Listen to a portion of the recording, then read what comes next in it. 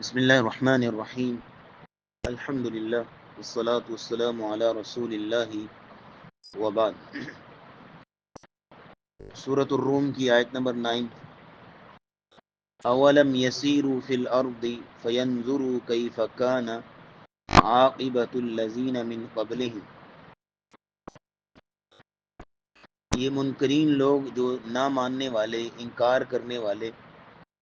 اللہ اور اس کے رسول کے ساتھ کفر کرنے والے، یہ لوگ زمین میں چل پھر کر نہیں دیکھتے۔ فینظروا کیف کان عاقبۃ الذین من قبلہم، کہ ان سے پہلے منکرین کا، ان سے پہلے جو لوگ کافر تھے ان کا کیا انجام ہوا، ان پر ذرا غور کریں، ان کو ذرا دیکھیں، ان کے کھنڈرات کو، ان کے تباہ شدہ علاقوں کو، قوم سمود، قوم عاد وغیرہ ایسے علاقوں کو غور سے ذرا دیکھیں کہ ان کا حال کیا ہوا۔ تو کیا اس واقعے سے کوئی عبرت حاصل نہیں کرتے؟ اصل میں یہ بات کہی جا رہی ہے مشرکین مکہ کو کہ جو اپنے تجارتی قافلوں شام، یمن وغیرہ جاتے ہوئے رستے سے قوم عاد، قوم سمود وغیرہ کے کھنڈرات کو دیکھتے تھے، تو کہا کہ یہ عبرت نہیں حاصل کرتے، نصیحت نہیں حاصل کرتے کہ ان کے ساتھ یہ انجام ہوا تو ہم کوئی اللہ کے زیادہ لاڈلے تھوڑی ہیں۔ ایک ہی گناہ، تو ان کا بھی وہی گناہ، ہمارا بھی وہی گناہ۔ ایک ہی گناہ کی وجہ سے ایک قوم اگر ہلاک ہوئی ہے تو دوسری قوم بچ کیسے سکتی ہے؟ اولم یسیروا فی الارض فینظروا کیف کان عاقبۃ الذین من قبلہم کانوا اشد منہم قوۃ، اور وہ لوگ ان سے زیادہ قوت میں تھے۔ یہ تو کچھ بھی نہیں، یہ تو کچھ بھی نہیں ہے قوت و طاقت کے اعتبار سے۔ جو قوم عاد تھی، جو قوم سمود تھی، جو ان کے پاس طاقت تھی، جسمانی قوت تھی، جو ان کے پاس کچھ بھی نہیں ہے۔ وَأَثَارُوا الْأَرْضَ، اور وہ تو کھیتی باڑی بھی کرتے تھے، زمین میں حال بھی جوتتے تھے، اور ان مشرکین مکہ کے پاس وہ کھیتی باڑی بھی نہیں، یعنی وہ چیزیں بھی نہیں ان کے پاس۔ وَعَمَرُوهَا أَكْثَرَ مِمَّا عَمَرُوهَا، اور ان لوگوں نے زمین کو اس انداز سے آباد کر رکھا تھا جس انداز سے انہوں نے آباد نہیں کیا ہوا۔ مطلب اللہ یہ کہنا چاہ رہے ہیں کہ ان کے پاس ہر لحاظ سے مادی قوت بھی تھی، وسائل بھی تھے، اور انہوں نے ہر لحاظ سے ان کے پاس کاریگری بھی تھی، فن بھی تھے، بہت کچھ تھا، لیکن وجاءتہم رسلہم بالبینات، مسئلہ یہ بنا کہ جب ان کے پاس اللہ کی طرف سے رسول آئے واضح دلائل کے ساتھ، اور ان کو منع کیا ان برائیوں سے جو وہ کیا کرتے تھے، اور توحید کی دعوت دی، تو پھر یہ ہے کہ فما کان اللہ لیظلمہم ولکن کانوا انفسہم یظلمون، نہیں تھا یہ کہ اللہ نے ان پر ظلم کیا ہو، بلکہ وہ اپنی جانوں پر خود ظلم کر بیٹھے اور اپنے آپ کو ہلاکت کے گھڑے میں جھونک دیے۔ یہ انسان کی بدعمالیاں ہوتی ہیں جو اس کے سامنے آتی ہے۔ یہ جو اللہ کی سٹیٹمنٹ قرآن میں کئی دفعہ آئی ہے کہ وہ فما کان اللہ لیظلمہم ولکن کانوا انفسہم یظلمون، مختلف ورڈنگ کے تبدیلی کے ساتھ یہ سٹیٹمنٹ قرآن میں کئی جگہ آئی ہے کہ انہوں نے، اللہ نے ان پر ظلم نہیں کیا بلکہ انہوں نے خود اپنے آپ پہ ظلم کیا۔ تو یہ انسان اپنے گناہوں کی وجہ سے ہی سم ٹائم پکڑا جاتا ہے۔ ہاں، اللہ کی طرف سے آزمائش نیک بندوں کی بھی آتی ہے، اللہ کی طرف سے آزمائش مومنوں کی بھی آتی ہے، یہ نہیں کہا جا سکتا کہ وہ اللہ نے ان کو ان کے گناہوں کی وجہ سے پکڑا ہے، یہ تفریق تو اب اللہ کے پاس ہی ہے۔ لیکن یہ ہے کہ زیادہ تر مصیبتیں انسان پہ، تکالیف یا نقصانات جو ہوتے ہیں اس کی اپنی غلطیوں کی وجہ سے ہوتے ہیں، اپنی کوتاہیوں کی وجہ سے ہوتے ہیں۔ ما اصاب من مصیبت الا باذن اللہ، اور ایک جگہ پہ آتا ہے فبما کسبت ایدیکم، تمہارے اپنے ہاتھوں کی کمائی ہوتی ہے، تم پہ مصیبتیں آتی ہیں، جو تمہیں جو ہے وہ نقصانات اٹھانا پڑتے ہیں، اپنی کوتاہیاں ہوتی ہیں۔ اس لیے تو قرآن نے دعا سکھائی ہے جو کہ ہمیں اکثر پڑھنی چاہیے، ربنا لا تؤاخذنا ان نسینا او اخطانا، اے اللہ ہماری ان چیزوں پر مواخذہ نہ کرنا، ہمارا ان چیزوں پہ مواخذہ نہ ہو، ہماری پکڑ نہ ہو ان چیزوں پہ، کہ ان نسینا او اخطانا، اگر ہم کہیں بھول جائیں یا ہم سے کوئی چوک ہو جائے، ہم سے کوئی خطا ہو جائے، ہم جو ہے وہ غلطی کر بیٹھیں، کوئی کوتاہی کر بیٹھیں، اس وجہ سے ہمارا مواخذہ نہ کرنا، انسان ہے، غلطی ہو جاتی ہے۔ ربنا ولا تحمل علینا اسرا کما حملتہ علی الذین من قبلنا، یا اللہ ہم پہ اس طرح کا کوئی بوجھ نہ ڈالنا، اس طرح کا کوئی بوجھ نہ ڈالنا جس طرح ہم سے پہلے لوگوں پہ ڈالا گیا۔ ربنا ولا تحملنا ما لا طاقت لنا بھی، یا اللہ ہم پہ اس قسم کی جو ہے وہ ایسی کوئی بوجھ، کوئی آفت نہ ڈالنا کہ جس کو جھیلنے کی، جس کو سہنے کی ہمارے اندر طاقت نہ ہو، ہمارے اندر استطاعت نہ ہو۔ واعف عنا واغفر لنا وارحمنا، اللہ ہمیں بخش دے، ہمیں معاف کر دے۔ انت مولانا، تو ہی ہمارا مولا ہے، تو ہی ہمارا حمایتی ہے، تو ہی ہمارا مددگار ہے۔ یعنی توحید بھری ہے، کیسے کلمات کے اندر کیسے توحید بھری ہوئی ہے۔ یا اللہ تو ہی مولا ہے، تو ہی ہمارا حمایتی ہے، تو ہی مددگار ہے۔ فانصرنا علی القوم الکافرین، اور کافر قوم پر ہماری مدد فرما۔ یعنی یہ دعا کی، حالانکہ اللہ کے الفاظ ہیں، یہ دعا کے الفاظ اللہ کے الفاظ ہیں، کسی انسان کے الفاظ تو نہیں نا، کسی انسان کی ورڈنگ تو نہیں نا۔ لیکن یہ ہے کہ یہ ورڈنگ کا انتخاب، الفاظ کا چناؤ یوں لگتا ہے جیسے کہ کسی کوئی ایک لاچار، بے بس اور تھکا ہوا انسان ہے، وہ اللہ سے دعا کر رہا ہے۔ حالانکہ ورڈنگ اللہ کی، اللہ نے ہمیں سکھایا ہوا نا، چناؤ الفاظ کا چناؤ اللہ کا ہے، الفاظ اور کلمات اللہ کے، اللہ نے بولے ہوئے، انسان نے نہیں بولے ہوئے، اللہ کے کلمات، لیکن اللہ نے ہمیں سکھایا کہ ایسے بولو۔ اور الفاظ کے اندر گہرائی اتنی ہے اور کلمات کا چناؤ اس قدر خوبصورت اور نرالا، یوں لگتا ہے جیسے کوئی انسان بے بس ہے اور لاچار ہے، وہ اللہ سے دعا کر رہا ہے۔ تو یہ سٹیٹمنٹ ہمیں یہ سبق دیتی ہے کہ یہ دعا لازمی پڑھے۔ فما کان اللہ لیظلمہم ولکن کانوا انفسہم یظلمون، وہ اللہ نے ان پر کوئی ظلم نہیں کیا تھا، لیکن وہ اپنی جانوں پہ خود ظلم کرتے ہوئے۔ ثم كان عاقبۃ الذین اساءوا السوء ان کذبوا بآیات اللہ، پھر کیا ہوا؟ ثم كان عاقبۃ پھر ان لوگوں کا انجام جنہوں نے برائیاں کی، برا ہی ہوا۔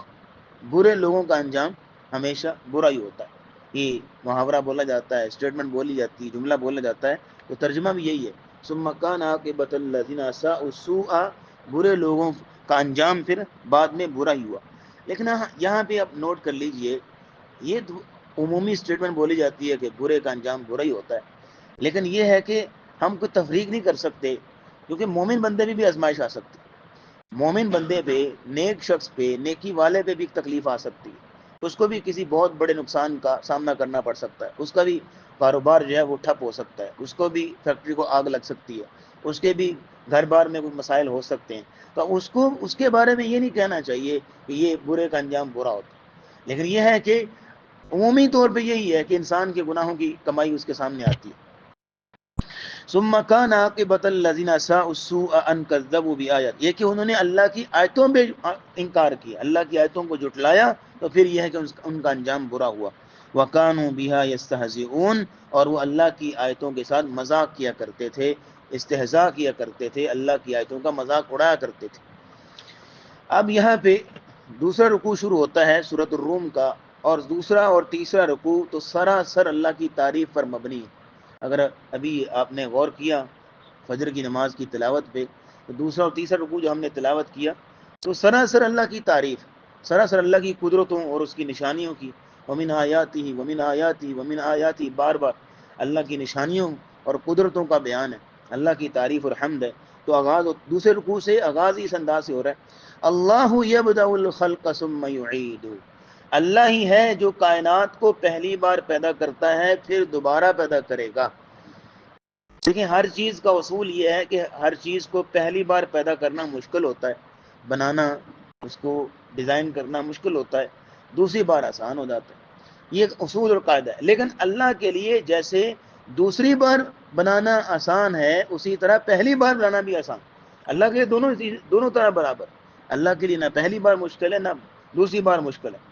فرمایا کہ اللہ ہی ہے جو پہلی بار جس نے پیدا کیا پھر دوبارہ بھی قیامت کو پیدا کرے گا۔ ثم الیہ ترجعون، پھر تمہیں جب بنائے گا، قبروں سے نکالے گا، اور پھر تم اللہ ہی کی طرف جو ہے وہ لٹائے جاؤ گے۔ وَيَوْمَ تَقُومُ السَّاعَةُ يُبْلِسُ الْمُجْرِمُونَ، اور جس دن قیامت قائم ہوگی اس دن مجرم ہکے بکے رہ جائیں گے۔ یوبلس کا مطلب ہوتا ہے نا امید ہو جانا، یعنی انسان کو امید کچھ لگی ہوئی تھی کہ یہ خیر صلی ہے، معاملہ ٹھیک ہے، لیکن یہ ہے کہ جب وہ پردہ چاک ہوا، حقیقت سامنے آئی، تو ہکا بکا رہ جاتے، ایک ہی ہو گیا، یہ تو میں نے سوچا تک نہیں تھا، یہ تو میں نے دیکھا تک نہیں تھا، یہ تو میرے وہم و گمان بھی نہیں تھا۔ تو یوبلس المجرمون، دنیا میں تو یہ سمجھتے تھے کہ بس ہماری گیم ہے، ہماری کامیابی ہے، سب کچھ ہمارے پاس، دیکھو کامیابی ہماری سب کچھ، لیکن یہ ہے کہ جب آنکھیں بند ہوتی ہیں تو حقیقت میں آنکھیں کھل جاتی۔ تو وَيَوْمَ تَقُومُ السَّاعَةُ يُبْلِسُ الْمُجْرِمُونَ، اس دن مجرم ہکے بکے رہ جائیں گے کہ ہمارے ساتھ ہوا کیا، یہ تو کہانی الٹی کھل گئی۔ وَلَمْ يَكُنْ لَهُم مِّن شُرَكَائِهِمْ شُفَعَاءُ وَكَانُوا بِشُرَكَائِهِمْ كَافِرِينَ، اور اس دن ان کے شرکاء میں سے کوئی بھی ان کا سفارشی نہیں ہوگا، کیونکہ دنیا میں اگر اللہ کے علاوہ اوروں کو پکارتے تھے تو اپنا سفارشی سمجھ کے، اور یہ عقیدہ رکھتے تھے کہ ساڑی اینا آگے تو اینا دی اللہ آگے، اللہ ساڑی سندا نہیں تو اینا دی موڑدا نہیں، یہ عقیدہ ہوتا تھا کہ بھئی اللہ تک پہنچنا بہت بڑی بات ہے، یہ تو بہت بڑے لوگوں کا کام ہے، ہم چھوٹے لوگ ہیں، ہم گناہ گار دن بھر جو ہے گناہوں میں ہوتے ہیں، پتہ نہیں اللہ ہماری سنتا ہے کہ نہیں، اللہ تک بات پہنچتی ہے کہ نہیں۔ یہ اللہ لوگ ہوتے ہیں ہر وقت نماز روزہ، ہر وقت نماز روزہ، ہر وقت جو ہے اللہ اللہ تسبیح، مسجد کے اندر ٹوپی پہنی، داڑھی سب کچھ جو ہے وضو کے اندر رہتے ہیں، ان کی اللہ سے زیادہ تعلق ہے، بس ان کے ساتھ جڑے رہو، چھوڑو بس ساری چیزیں نمازیں وغیرہ، ان کے ساتھ جڑے رہو تو کامیابی کامیابی، ان کا یہ عقیدہ تھا۔ تو پھر ہوا کیا، وَلَمْ يَكُنْ لَهُم مِّن شُرَكَائِهِمْ شُفَعَاء، تو ان کے شریکوں میں جس کو یہ پوچھتے تھے اللہ کو چھوڑ کے، کوئی بھی اس دن سفارشی نہیں ہوگا، وَكَانُوا بِشُرَكَائِهِمْ كَافِرِينَ، لیکن جب قیامت کے دن کہانی کھلے گی تو یہ تو کسی کام کے نہیں، یہ تو اپنے آپ کو نہیں بخشوا سکتے، تو پھر وہاں پہ بولیں گے، انکار کر دیں گے، واللہ ربنا ما كنا مشرکین، اللہ کی قسم جو ہمارا رب ہے، ہم شریک نہیں ٹھہراتے تھے، ہم مشرک نہیں تھے، جھوٹ بولیں گے۔ وَكَانُوا بِشُرَكَائِهِمْ كَافِرِينَ، اپنے شریکوں کا اور اپنے شرک کا انکار کر دیں گے۔ اور اگلی بات، وَيَوْمَ تَقُومُ السَّاعَةُ يَوْمَئِذٍ يَتَفَرَّقُونَ، جس دن قیامت قائم ہوگی اس دن لوگ جو ہے وہ علیحدہ علیحدہ کر دیے جائیں گے، کیٹیگرائز کر دیے جائیں گے، ان کی الگ الگ کیٹیگریاں بنا دی جائیں گی، نیک لوگ ایک سائڈ پہ، مومن ایک سائڈ پہ، کافر ایک سائڈ پہ، موحد ایک سائڈ پہ، مشرک ایک سائڈ پہ، نمازی ایک سائڈ پہ، بے نماز دوسری سائڈ، یعنی کیٹیگریاں اعمال کے اعتبار سے کیٹیگریاں بنا دی جائیں گی۔ اور پھر دوسری بات یہاں پہ یہ بھی ہے کہ یومئذ یتفرقون، لوگ جدا جدا ہو جائیں گے، جیسے آتا ہے یوم یفر المرء من اخیہ، اس دن بندہ اپنے بھائی سے بھاگے گا، وصاحبتہ وبنی، اپنی بیوی سے، اپنے جو ہے وہ بیٹوں سے، وفصیلتہ التی تؤوی، اپنے تمام کنبہ قبیلہ سے بھاگے گا، لوگ جدا جدا ہو جائیں گے، ٹولیوں میں کیٹیگری بنا دی جائے گی اعمال کے اعتبار سے۔ پھر ہوگا کیا، رزلٹ کیسے ہوگا، فَأَمَّا الَّذِينَ آمَنُوا وَعَمِلُوا الصَّالِحَاتِ، جو لوگ ایمان اور عمل صالح کے ساتھ زندگی گزارتے، ایمان عمل صالح کیا ہوتا ہے بارہا تشریح ہو چکی ہے، فَأَمَّا الَّذِينَ آمَنُوا وَعَمِلُوا الصَّالِحَاتِ، جو ایمان اور عمل صالح کے ساتھ زندگی گزارتے ہیں، فَهُمْ فِي رَوْضَةٍ يُحْبَرُونَ، وہ اس دن اللہ کے باغوں میں خوش و خرم ہوں گے، اللہ ہمیں ان میں شامل فرمائے۔ فَهُمْ فِي رَوْضَةٍ يُحْبَرُونَ، اس دن وہ باغوں کے اندر، باغات کے اندر، یحبرون، خوش و خرم ہوں گے۔ لیکن دوسری طرف وَأَمَّا الَّذِينَ كَفَرُوا وَكَذَّبُوا بِآيَاتِنَا، جن لوگوں نے کفر کیا، ہماری آیتوں کا انکار کیا، اور یہ ہے کہ کفر کی روش اختیار کی، وَلِقَاءِ الْآخِرَةِ، اور اللہ کی ملاقات، یعنی آخرت پر یقین ہی نہیں تھا، ایمان ہی نہیں تھا، انکار کرتے تھے، فَأُولَٰئِكَ فِي الْعَذَابِ مُحْضَرُونَ، بس یہ وہ لوگ ہیں جو عذاب میں حاضر کیے جائیں گے، یہ وہ لوگ ہیں جو عذاب کے سامنے پیش کیے جائیں گے، اس لیے کہ وہاں کا رزلٹ وہی بندے کی، دیکھیں آج دنیا میں ایک بچہ پڑھ رہا ہے، تعلیم حاصل کر رہا ہے، سمیسٹر وائز تعلیم ہے یا سال وائز یا تعلیم ہوتی ہے، اس کے پاس پورا سمیسٹر ہے، پورا سال ہے کہ وہ پڑھ لے، اب اس کے پاس اختیار ہے کہ چاہے تو وہ پڑھ لے، محنت کر لے، تیاری کر لے ایگزام کی، چاہے تو وہ سویا رہے، سستی کرے، چاہے تو وہ کھیلتا کودتا رہے، اس کے پاس اختیار ہے، چاہے تو سستی کر لے، چاہے محنت کر لے، لیکن آج تو اختیار ہے، لیکن جس دن ایگزام آئیں گے اور جس دن امتحان ہوگا، اس امتحان میں آنے والے سوال اس کے اختیار میں نہیں ہوں گے، اور پھر اس امتحان کے بعد جو نتیجہ اور رزلٹ آئے گا، وہ رزلٹ بھی اس کے اختیار میں نہیں ہوگا۔ آج اس کا اختیار تھا کہ پڑھ لیتا یا محنت کر لیتا یا جو ہے کہ سستی کر جاتا، اسی طرح یہ معاملہ ہے کہ آج دنیا میں اختیار ہے، اپنے رب کو منا لینا، اپنے رب کو راضی کر لینا، توبہ استغفار کر لینا، اپنے رب کی بات مان لینا، ایمان لے آنا اختیار ہے، یا یہ ہے کہ سستی کر لے یا محنت کر لے، لیکن جب قیامت کو اللہ رزلٹ بولیں گے، پھر وہ رزلٹ انسان کے اختیار میں نہیں ہوگا، پھر یہی نتیجہ ہوگا،